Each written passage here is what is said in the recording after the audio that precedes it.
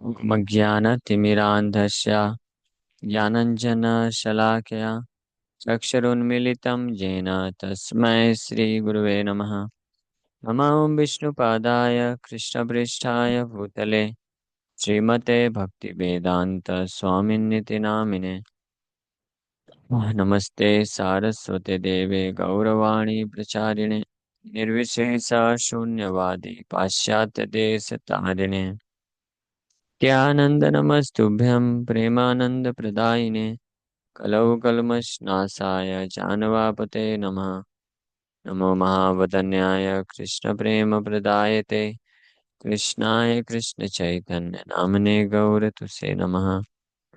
जय श्री कृष्ण चैतन्य प्रभु नित्यानंद श्री अद्वैत गदाधर शिवासादि गौर भक्त वृंदा। हरे कृष्णा कृष्णा कृष्णा हरे हरे, हरे राम राम राम हरे हरे। हरे कृष्णा। तो आप सभी भक्तों का हार्दिक स्वागत है आज के प्रातःकालीन श्रीमद् भागवतम के चर्चा में। हम लोग चर्चा कर रहे हैं श्रीमद् भागवतम पहला स्कंद 8वां अध्याय और श्लोक संख्या 4 पे चर्चा कर चुके थे कल। 5वां श्लोक करने वाले हैं। तो शांतव्यामास मुनिभिर हत बंधून सुचार पितान भूतेषु कालस्य गतिम दर्शयन्ना प्रतिक्रियाम। तो भगवान कृष्ण और अन्य ऋषि मुनिगण भी सांत्वना दिए पांडवों को, और साथ ही साथ में महाभारत के इस महायुद्ध में अनेकों प्रकार के जो सगे संबंधी लोग मारे गए थे इन लोगों के, तो उनका उनके लिए जो तर्पण किए गंगा जल से। और उसके पश्चात फिर भगवान कृष्ण और अन्य ऋषिगण लोग बहुत ही सुंदर प्रवचन करते हैं आ, इसके लोगों को सांत्वना प्रदान करने के लिए। सो अब अगला श्लोक है। साधयित्वा जातशत्रो स्वं राज्यं कृत्वैरितं घातयित्वा सतो राज्ञा कचिस्पर्शा क्षतायुषा। So the clever Duryodhana and his party cunningly usurped the kingdom of Yudhishthir, who had no enemy. By the grace of the Lord, the recovery was executed, and the unscrupulous kings who joined with Duryodhana were killed by him. Others also died, their duration of life having decreased for the rough handling of the hair of Queen Draupadi. So, साधयित्वा जातशत्रु, साधयित्वा, साधयित्वा means साधित कर देना, साधयित्वा। हाँ, जैसे साधन हैविंग एग्जीक्यूटेड यहाँ पे बोल रहे। साधन का अर्थ होता है मीन्स या method, process by which something is executed. वो तरीके जिसके द्वारा कुछ कार्य किया जाता है उसको बोलते हैं साधन। एंड साधत्व, साध्य, साध्य मतलब लक्ष्य है जो कार्य कर लिया गया। और साधयित्वा ये है पास्ट टेंस। साधयित्वा मीन्स कर दिया। साधयित्वा अजात शत्रु, अजात शत्रु के प्रति, अजात शत्रु कौन है? युधिष्ठिर महाराज। युधिष्ठिर महाराज का एक नाम अजात शत्रु भी है। क्यों? अजात शत्रु का मतलब होता है, जात मतलब जन्म लेना, अजात मतलब जिसका जन्म नहीं हुआ है। उनको बोलिए ना थोड़ा सा। अजात शत्रु, जिनका शत्रु जन्म नहीं लिया हो, उनको अजात शत्रु बोलते हैं। जिनका कोई शत्रु जन्म नहीं लिया, यानी जिनका कोई शत्रु नहीं है। कोई बोलेगा कि ऐसा कैसे, युधिष्ठिर महाराज के तो शत्रु थे। हाँ, दुर्योधन इत्यादि युधिष्ठिर महाराज के शत्रु थे। ऐसा क्यों बोला जा रहा है कि जिनका कोई शत्रु नहीं? सो युधिष्ठिर महाराज के शत्रु नहीं थे एक्चुअली दुर्योधन। दुर्योधन युधिष्ठिर महाराज को अपना शत्रु मान सकता है, लेकिन युधिष्ठिर महाराज कभी भी कौरवों को, दुर्योधन को या अन्य कोई भी व्यक्ति को शत्रु नहीं माने। हाँ, इसलिए युधिष्ठिर महाराज को बोलते हैं अजात शत्रु। भगवान भी अजात शत्रु हैं, यानी जिनका शत्रु जन्म नहीं लेता है। भगवान भी कई असुरों का वध भी कर देते हैं, और कई असुर लोग भगवान को अपना शत्रु भी मानते हैं, लेकिन भगवान कभी उनको अपना शत्रु के रूप में नहीं देखते हैं, इसलिए अजात शत्रु।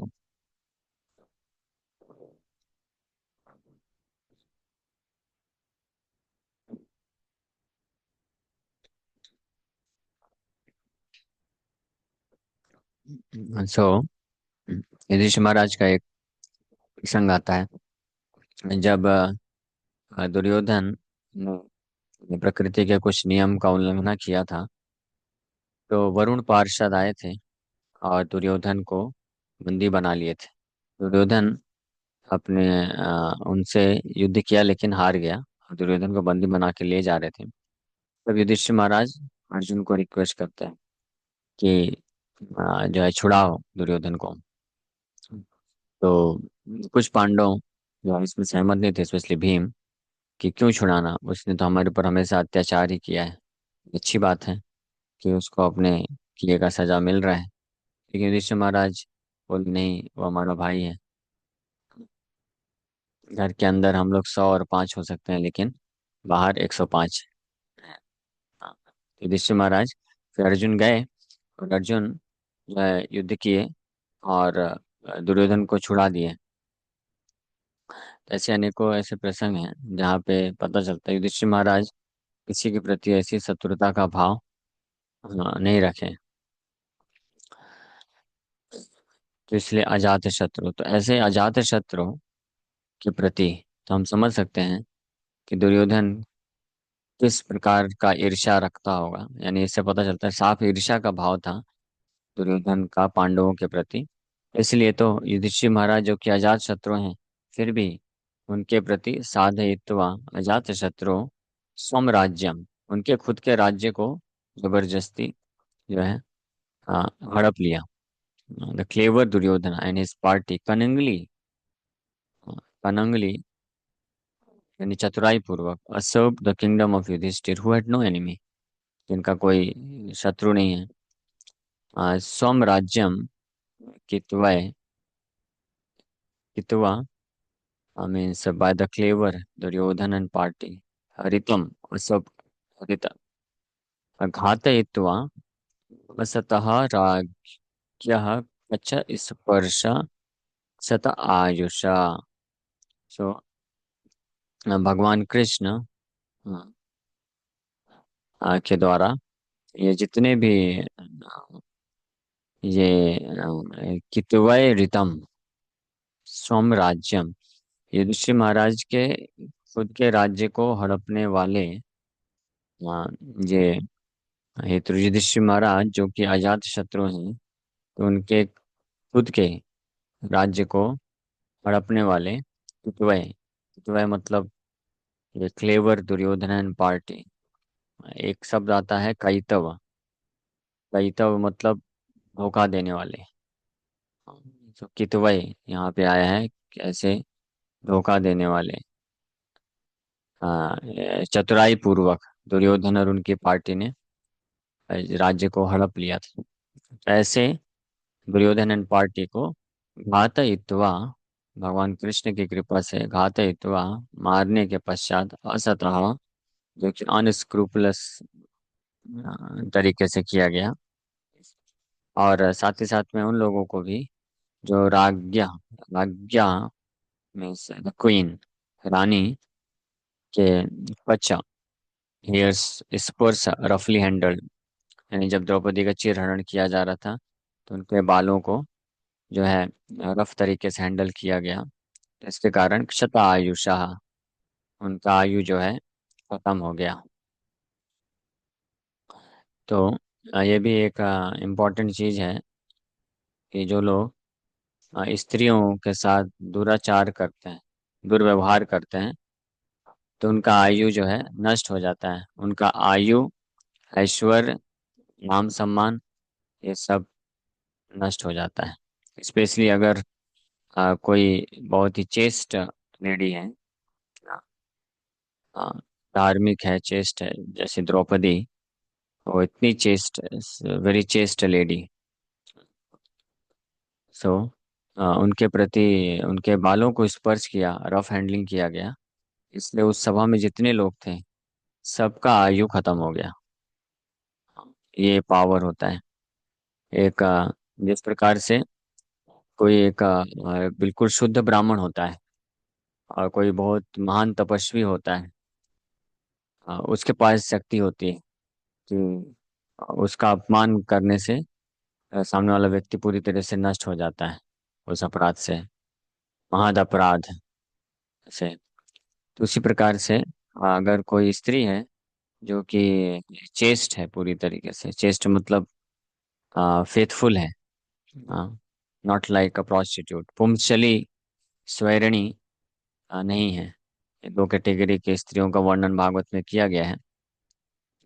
पुंसली मतलब जो अनेकों पुरुषों के साथ संबंध रखती है, एंड स्वैरिणी मतलब जो इंडिपेंडेंट रहती है, स्वतंत्र रहती है। तो ये दो प्रकार की स्त्रियां जो हैं समाज के लिए बहुत घातक होती हैं। और शास्त्र बोलते हैं कि ये दो प्रकार की जो स्त्रियां होती हैं, इन पे कभी विश्वास नहीं करना चाहिए। नहीं तो वो आप जो व्यक्ति होते हैं जो विश्वास करते हैं उनको मृत्यु दंड प्रदान कर सकती है, उनका पूरा आध्यात्मिक और भौतिक जीवन नष्ट कर सकती है। लेकिन शास्त्र इन प्रकार की स्त्रियों के बारे में ऐसा बोलते हैं कि ऐसी स्त्रियों पे कभी विश्वास नहीं करना चाहिए जो पुंसली और स्वैरिणी। पुंसली मतलब जो अनेकों पुरुषों से संबंध रखती हैं, और स्वैरिणी मतलब जो स्वतंत्र रहती है। स्वतंत्र यानी जिन जो या तो अपने पिता के आश्रय में नहीं है, या तो अपने पति के आश्रय में नहीं है, या तो अपने कोई बड़ा पुत्र है उनके आश्रय में नहीं है, यानी कोई ना कोई पुरुष, प्रामाणिक पुरुष, के आश्रय में होना चाहिए। अगर नहीं है तो उसको स्वैरिणी बोलते हैं। लेकिन इसके विपरीत जो ऐसी स्त्री कोई जो पूर्ण रूप से डिवोटेड होती है, स्पेशली अगर भगवान के प्रति डिवोटेड है, कृष्ण की भक्त है, और जो अब सारे जो नियम कानून है उसको श्रद्धा से पालन करती है, तो वो बहुत पावरफुल बन जाती है। और ऐसी स्त्री का कोई अपमान करता है तो उस व्यक्ति का और पूरे कुल के साथ विनाश हो जाता है। और ऐसी स्त्री का अगर कोई आशीर्वाद प्राप्त करता है तो वो बहुत महान बन जाता है, प्रोग्रेस, आध्यात्मिक जीवन में बहुत प्रगति भी करता है। हाँ, इसलिए आप देखेंगे कि जितने भी महान पुरुष हुए हैं उनके पीछे किसी न किसी महान स्त्री का हाथ है। एक बार ऐसा ही प्रश्न पूछा गया था हिज होलीनेस राधानाथ स्वामी महाराज से कि महाराज, हम सुनते हैं कि बहुत सारे जो महान पुरुष लोग हैं उनके पीछे कोई न कोई महान स्त्री का हाथ होता है, अकेले वो सफलता प्राप्त नहीं कर पाते हैं। लेकिन आपके सफलता के पीछे किसका राज है? आप इतने महान पुरुष हैं, सन्यासी या ब्रह्मचारी, अगर वो महान बनते हैं तो उनके पीछे तो कोई स्त्री का हाथ होना चाहिए। हाँ, महाराज बहुत मुस्कुराते हुए आनंद से बोले, यस, श्रीमती राधा रानी। हाँ, जो सन्यासी होते हैं, जो महापुरुष होते हैं, तो उनको अन्य कोई स्त्री का आश्रय लेने की आवश्यकता नहीं है। उनको वो जो है श्रीमती राधा रानी के आश्रय में होते हैं, उनकी कृपा से वो महान बन जाते हैं। और इस बात को भगवान गीता में भी बोलते हैं कि महात्मानस्तु माम पार्था देवीं प्रकृतिमाश्रिता भजन्ते अनन्य मनसो ज्ञात्वा भूतादिम अव्ययम। तो भगवान कृष्ण उत्तर दिए हैं। हाँ, इसलिए जितने भी हमारे यूथ युवा भक्त हैं, आपको ये टेंशन लेने का जरूरत नहीं है कि अच्छा प्रभु जी, हमको अगर महान बनना है तो किसी न किसी महान स्त्री का आश्रय लेना पड़ेगा, मतलब सहयोग लेना पड़ेगा। हाँ, तो जरूरत नहीं है। Shrimati Radha Rani, she is the supreme supreme goddess of fortune, and supreme female form of personality of godhead. हाँ, तो वो परम स्त्री है। श्रीमती राधा रानी को हालांकि साधारण स्त्री के जैसे कंपेयर नहीं करना चाहिए, लेकिन वो परम स्त्री है। She is female form of this personality of God head. परम सत्य का वो फीमेल फॉर्म है। तो इसलिए भक्त तो भगवान कृष्ण गीता में बोलते हैं, महात्मानस्तु माम पार्थ देवीम प्रकृति आश्रिता, कि जो महात्मा लोग होते हैं वो मेरी देवी प्रकृति, देवी प्रकृति कौन है? श्रीमती राधा रानी। तो कृष्ण बोलते हैं वो श्रीमती राधा रानी के आश्रय में रहते हैं, इसलिए वो महात्मा बन जाते हैं। हाँ। सो एनीवे, सो यहाँ पे इम्पोर्टेंट चीज है कि द्रौपदी द्रौपदी माता रानी जो है, वो भी भगवान कृष्ण की शुद्ध भक्त थी। And she was also practically goddess of Fortune, Lakshmi के समान ही भगवान कृष्ण की जो है परम भक्त और फ्रेंड। कई जगह बताया जाता है और भगवान कृष्ण के फ्रेंड लक्ष्मी के समान उनकी स्थिति है।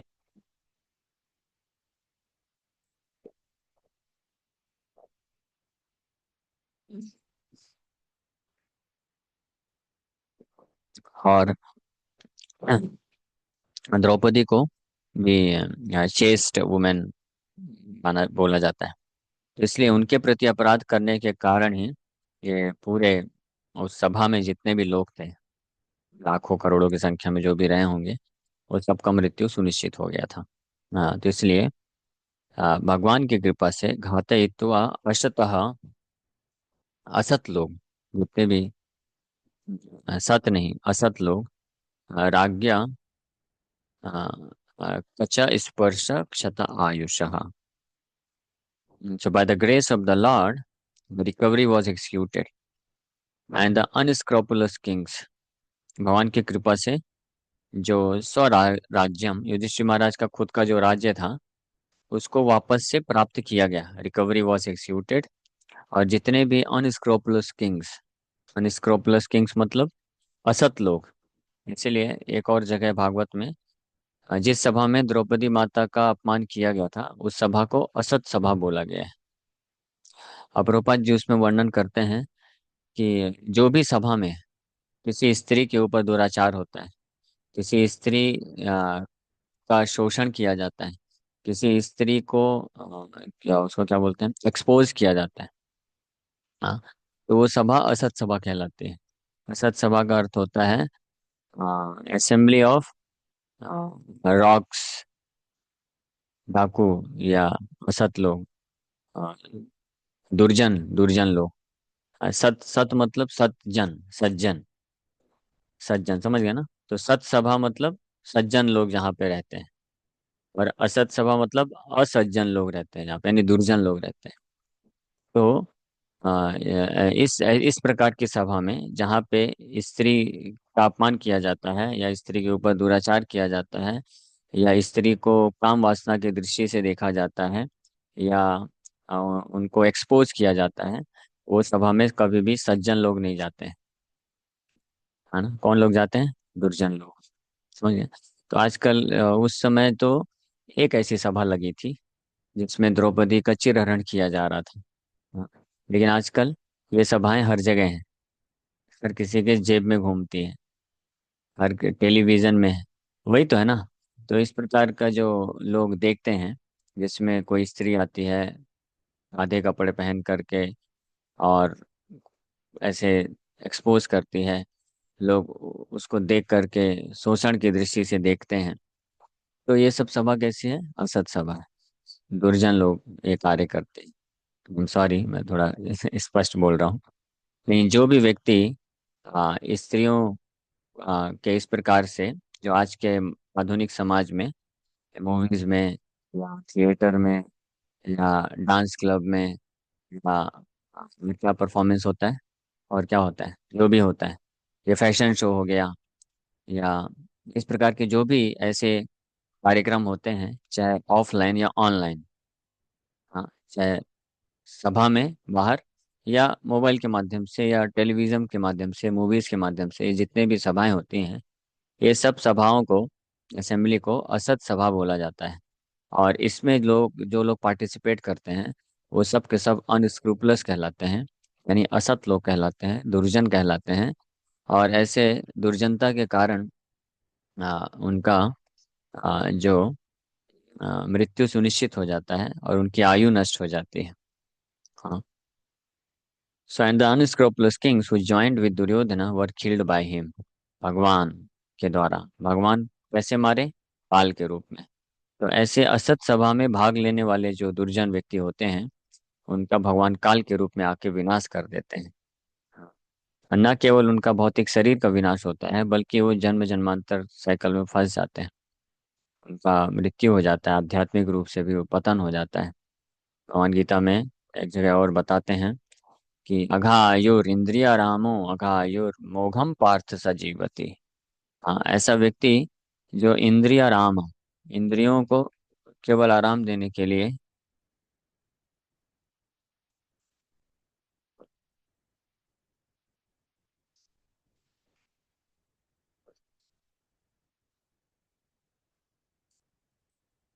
केवल इंद्रियों को आराम देने के लिए, सेंस ग्रेटिफिकेशन दे तृप्ति के लिए जीवन जीता है, तो कृष्ण बोलते हैं कि आघा आयुर, ऐसे व्यक्ति का आयु जो है, आघा, आघा मतलब पाप, ऐसा पापी व्यक्ति के जैसा उसका आयु है। और भगवान आश्चर्य प्रकट करते हुए बोलते हैं कि पार्थ, वो ऐसा, मैं खुद के शब्द कुछ ऐड कर रहा हूँ वैसे, कुछ गलत नहीं है। भगवान पार्थ आश्चर्यचकित करते हुए बोलते हैं कि वो नालायक व्यर्थ जीवन क्यों जी रहा है, इससे अच्छा मर क्यों नहीं जाता है।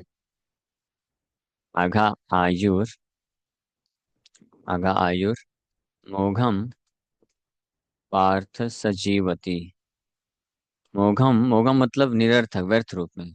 वाई इज अननेसेसरली लिविंग, कहाँ गया वो, थर्ड चैप्टर में है। आघा मोघम पार्थ सजीवती, इसका शुरुआत कैसे होता है, किसी को मालूम है क्या? या 3.16 आ गया, भगवद गीता 3.16। हम्म। या सेवं प्रवर्तितं चक्रम नानु न अनुवर्तयति यः अघायुरिन्द्रियारामो मोघम पार्थ सजीवति। Why is unnecessarily living? मोघम, मोघम means uselessly he lives his life. My dear Arjuna, one who does not follow in human life the cycle of sacrifice thus established by the Vedas certainly leads a life full of sin. आघा आयुर, भगवान बोल रहे हैं ऐसा नहीं कि वो पाप करता है कुछ कुछ, आयुर मतलब उसका पूरा जीवन ही पाप है, यानी सांस लेना सांस छोड़ना भी पाप ही है उसके लिए। इसलिए वो एक एक सांस भी लेगा तो पाप ही कर रहा है। इसलिए भगवान बोलते हैं living only for the satisfaction of the senses such person lives in vain, means uselessly. क्यों फालतू जी रहा है? इससे अच्छा जीवन नहीं रहता मनुष्य तो अच्छा रहता, पाप नहीं बढ़ेगा। तो ऐसे लोगों को अघा आयुर बोलते हैं, जो अपने केवल इंद्रिय तृप्ति के लिए अ, जीवन जीते हैं। और स्पेशली जो ये चार नियम तोड़ करके, और उसमें भी जो चार नियम में भी जो सबसे दुराचार कर्म होता है वो होता है स्त्रियों के साथ दुर्व्यवहार करने वाला जो कर्म होता है, इलिसिट सेक्स। वो सबसे भयानक पाप में से आता है, सुदुराचार में आता है एक्चुअली वो। तो वो निश्चित रूप में व्यक्ति को बहुत ही उत्तम अवस्था में से भी सबसे निम्नतम अवस्था में गिरा सकता है। ये पाप इतना पावरफुल है, जैसे कृष्ण भक्ति इतनी पावरफुल है कि सबसे निम्नतम अवस्था से उत्तम अवस्था तक पहुंचा सकता है। वैसे ही अगर किसी को सबसे उत्तम अवस्था से सबसे निम्न जाना है ना, तो वन स्टॉक, एक झटके में, एक एक झटके में हो जाएगा क्या? ये इलिसिट सेक्स वाला जो प्रिंसिपल, इसको तोड़ दे, इमीडिएटली उसका पतन हो जाएगा, सबसे उत्तम से निम्नतम आ जाएगा। ये सुदुराचार है, इसलिए बहुत केयरफुल रहना चाहिए। इसलिए बाकी ये चार नियम में से बाकी जो तीन नियम है वो अगर कोई तोड़ा रहता है तो वो बड़ी आसानी से निकल जाता है बाहर। इन चौथा नियम जो है उससे निकलने में कठिनाई होती है, लेकिन अगर कोई डिटरमाइंड है, अच्छे से आश्रय लेता है तो वो भी निकल जाता है। और ये चारों नियम में से अगर किसी ने जीवन में चारों नियम नहीं तोड़ा है तो बाकी जो तीन प्रिंसिपल है नॉनवेज है, इंटॉक्सिकेशन है, गैम्बलिंग है, इसके प्रति कोई आकर्षण भी नहीं रहेगा, बड़ी आसानी से फॉलो हो जाता है। लेकिन ये चौथा नियम ऐसा है, इलिसिट कनेक्शन, कि अगर किसी व्यक्ति ने कभी नहीं तोड़ा है नियम, हमेशा पालन किया है, लेकिन फिर भी उसका हमेशा चांस रहता है कि अगर वो सावधान नहीं है तो गिर सकता है। सो ये असतः राज्ञा कच स्पर्श शत आयुषः, व्यक्ति का आयु खत्म हो जाता है, आध्यात्मिक जीवन भी खत्म हो जाता है, और इस प्रकार से वो पतन के मार्ग में चल पड़ता है। सो एक मिनट क्वेश्चन लेते हैं, हाँ एक मिनट। सो ठीक है, इसका तात्पर्य हम लोग कल पढ़ के और चर्चा करेंगे।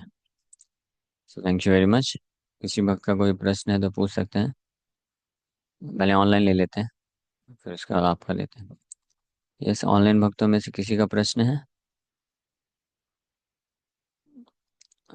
हाँ शिल्पा माता जी। हरे कृष्णा प्रभु, पंचांग प्रणाम। जैसे प्रभु हरे जी, कृष्ण। जैसे कि आज हमारे सिस्टर लोग का डिलीवरी है, तो माँ का क्वेश्चन था कि क्या हम भगवान को आपकी तरह भेज दें, ऐसा बोलते हैं, तो फिर पूजा भक्ति करना चाहिए या नहीं? ये क्वेश्चन बाद में पूछे ना, थोड़ा जो क्लास से संबंधित है पहले वो पूछ लेना चाहिए। और अंश को बोलिए ठीक है कि क्लास प्रभु। के बाद मुझे फ़ोन करेंगे, तो मैं इसका बताता हूँ, जी। ठीक है? जी हाँ। प्रभु, हरे कृष्ण। ओके। प्रकाश जी प्रो, आपका कुछ प्रश्न था? नो प्रभु, all good. Thank you. Okay. Hare Krishna. Yes Vijay प्रो, पूछिए। तो जी, लेकिन महाराज जी सब जैसे महाराज सब बोले हैं कि कभी भक्त का पतन नहीं होता, हाँ, वो वाला पतन हो गया मतलब कौन तो उसका आप अर्थ समझना चाहिए कि भक्त का पतन नहीं होता है। लेकिन जैसे अगर कोई चार नियम तोड़ने चालू कर देता है भक्ति में आने के बाद भी, और जानबूझ करके, तो उसका पतन हो जाता है। वो अनजाने में है। अगर कोई एक्सीडेंटली, हम। है ना, ऐसा प्लान नहीं किया था, लेकिन एक्सीडेंटली ऐसी परिस्थिति आ गई कि वो, उससे कुछ नियम टूट गया, लेकिन उसके बाद वो बहुत उससे पश्चाताप करता है, फिर उससे बहुत केयरफुल हो जाता है अगली बार से कि ऐसी परिस्थिति में मैं जाऊंगा ही नहीं, और बहुत सावधान हो जाता है। तो इस प्रकार का जो टेम्परेली होता है, तो वो माफ कर दिया जाता है, और उससे उसका पतन नहीं होता है। लेकिन अगर कोई जानबूझ करके प्लान करके करता है, स्पेशली इलिसिट कनेक्शन, तो वो बहुत भयानक अपराध है। और स्पेशली अगर कोई भक्ति मार्ग में है, भक्त है, जानता है, वो प्लान करके इसलिए कर रहा है ये सब चीज़ें, कि मुझे सेंस ग्रेटिफिकेशन एंजॉय करना है, तो ये सातवां नाम अपराध है, नाम के बल पे पाप करना, है ना। नाम के बल पे पाप, ये बहुत बड़ा अपराध होता है, तो इससे सावधान रहना चाहिए। इसलिए हम लोग, ये स्ट्रिक्टली प्रभुपाद जी बोले, हम लोग क्या बोलेंगे, प्रभुपाद जी बोले नो मिक्सिंग, मिक्सिंग नहीं होना चाहिए। Young boys and girls mixing होना ही नहीं चाहिए, नहीं तो इसका रिजल्ट अल्टीमेटली वही होने वाला है, illicit connection, you cannot avoid it. हाँ। हाँ। जैसे बताया मतलब दुर्योधन को मतलब हाँ, आयु कम होगा और उसके साथ ये दुर्योधन का पूछ रहे हैं कि आयु कम हो गई, तो दुर्योधन ने ऐसा किया तो बार बार 84 लाख स्पीसीज में उसको जाना पड़ेगा क्या? तो दुर्योधन जो है, भगवान कृष्ण की लीला में जो लोग भी किरदार है ना, वो किरदार निभाए हमारी शिक्षा के लिए। उनका सौभाग्य था कि वो भगवान कृष्ण के द्वारा मारे गए, या उनके प्रेजेंस में मारे गए ना, तो इसलिए उनका उद्धार हो गया। हमारे साथ ऐसा नहीं है ना। तो दुर्योधन वैसे वैसे भी, वैसे प्रभु, वैसे दुर्योधन तो जय विजय पार्षद। दुर्योधन जय विजय नहीं है, लेकिन दुर्योधन भी एक पार्षद है बलराम जी का। ओके तो ओके। वो, हाँ, तो कृष्ण की लीला में जो ऐसे होते हैं, विलन का रोल करते हैं, तो वो ज्यादातर भगवान की इच्छा से करते हैं। और जो लोग सच में विलेन भी होते हैं, क्योंकि भगवान के सानिध्य में होते हैं, भगवान के द्वारा मारे जाते हैं, तो उनका उद्धार हो जाता है। लेकिन हमको शिक्षा लेनी चाहिए, हाँ। ओके, एक क्वेश्चन है, बहुत दो क्वेश्चन है बड़े बड़े, और एक छोटा सा क्वेश्चन है। What about taking tea intentionally? अगर जानबूझ करके कोई चाय पीता है तो सही बात है, अगर जानबूझ के चाय भी पीता है तो नियम ब्रेक हो रहा है, बट ये उतना घातक नहीं है, मतलब है तो सही है, इंटॉक्सिकेशन है ना। रास्ता में आ है गया। ना, हीरा, खीरा चोर या हीरा चोर, दोनों तो चोर ही कहलाते हैं। लेकिन हीरा चोरी करेगा तो उसको बहुत बड़ा दंड मिलेगा, खीरा चोरी करेगा तो एक थप्पड़ लगा देंगे बस, तो थप्पड़ तो खाना पड़ेगा ना। तो इसी तरह है, चाय पीता है कोई जानबूझ करके, ऐसा बहुत बहुत बड़ा अपराध नहीं है ये, लेकिन है ये, नियम टूट रहा है। तो लेकिन इसके कारण क्या होगा, वो भगवान के नाम में रुचि नहीं विकसित होगी, तो इसलिए इसको नहीं करना चाहिए। सो और कुछ